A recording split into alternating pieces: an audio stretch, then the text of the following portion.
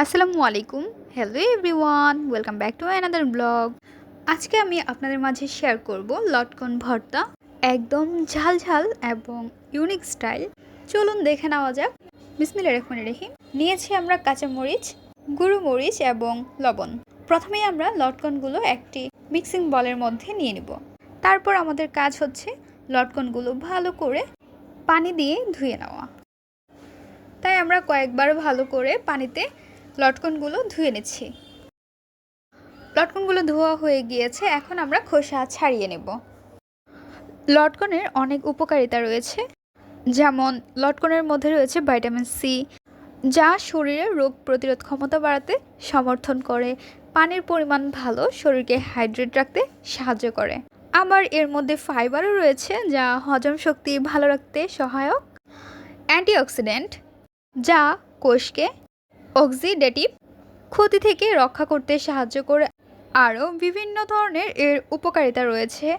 আবার প্রাকৃতিক কার্বোহাইড্রেটও রয়েছে, শরীরে শক্তি যোগাতে সাহায্য করে।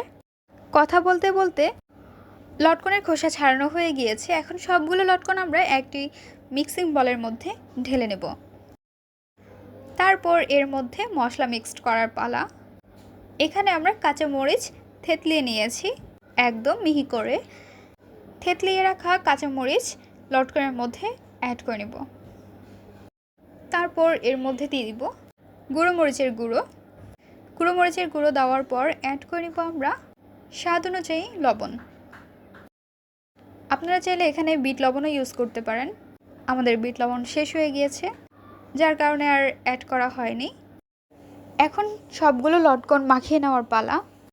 হাত দিয়ে ভালো করে একদম চটকিয়ে ভর্তা করে নিচ্ছি। এই লটকনগুলো একদম আস্তেও রাখতে পারেন, আবার এইভাবে ভেঙেও নিতে পারেন। আমরা আধা ভাঙা করে নিয়েছি। খুবই সহজে এইভাবে আপনারা লটকন ভর্তা বানিয়ে নিতে পারেন। আমাদের আজকের পর্বের রেসিপি আপনাদের কাছে কেমন লেগেছে তা অবশ্যই জানিয়ে দেবেন আপনাদের মূল্যবান মতামতটি। আজকের পর্বে এখানে বিদায় নিচ্ছি গাইস। আসসালামু আলাইকুম, ভালো থাকবেন সবাই। আল্লাহ হাফেজ।